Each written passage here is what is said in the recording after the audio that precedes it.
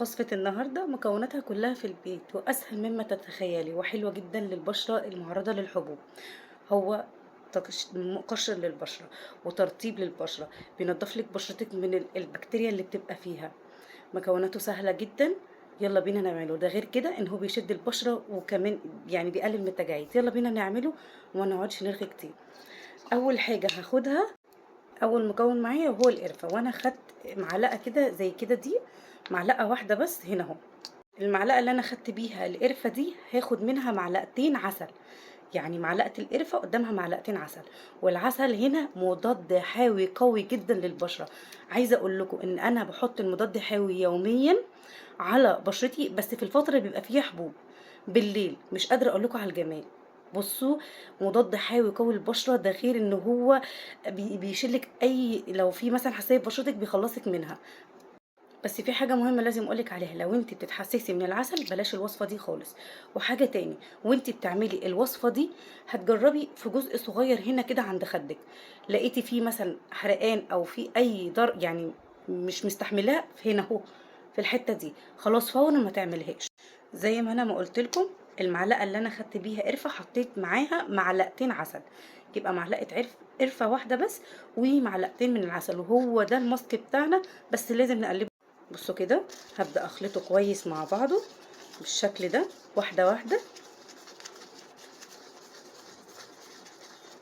بصوا اهو، بصوا اهو يتحول معاكي اهو. بصوا زي ما قلت لك، معلقة القرفة قصادها معلقتين عسل بس، مش اكتر من كده. وهنبدأ بقى ان احنا نوزعه على بشرتنا. هنسيبه قد ايه لو مش متحسسين منه ولا عندنا مشكلة من العسل؟ هنسيبه من 15 ل 20 دقيقة. بصوا كده يا بنات، اهو ده شكل الماسك بتاعنا بعد ما احنا قعدنا نقلبه كويس. هناخد منه ونبدأ نوزع على بشرتنا كده اهو. مهم. بصي، عايزه اقول لك نصيحه، لو انت هتوزعيه بلاش بالفرشه، يعني بالفرشه هيضايقك جدا. احنا عاملينه زي قناع، تمام؟ فاحنا عايزينه ان انت توزعيه بايديكي كويس جدا. بصوا كده، انا وزعت الماسك. هسيبه بقى. بصوا زي ما قلت لكم هو تقيل شويه، هتسيبيه حوالي تلت ساعه، وده اللي احنا عايزينه.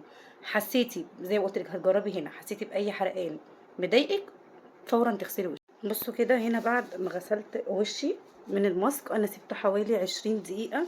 سيبيه على بشرتك من 15 ل 20 دقيقه. الماسك اللي احنا كنا عاملينه مع بعض، معلقه قرفه وعليها معلقتين عسل، يعني المعلقه عليها معلقتين بس. هو يا دوبك كده، والقناع هيكون تقيل شويه وتبداي توزعي. بصوا النعومه مش قادره اقول لكم، حلو جدا جدا زي ما قلت لكم للحبوب. لو عندك رؤوس سودا كمان حلو جدا لشد البشره، حلو جدا للتجاعيد، بينضف لك بشرتك من اي بكتيريا. انا الماسك ده بعمله بصراحه مره كل شهر، مره كل شهر لازم ان انا اعمله. زي قلت لك، بلاش ان انت توزعيه بالفرشه هيبقى تقيل. الاحسن ان انت بايديكي كده احسن، اللي انت توزعيه حلو جدا جدا وهتدعوا لي عليه. حاجه تانية بقى مهمه، بعد ما تعملي الماسك لازم اي ماسك تعمليه في حياتك لازم ترطيب. انا بستخدم اللي هو شان جل. شان جل حلو جدا جدا في الترطيب.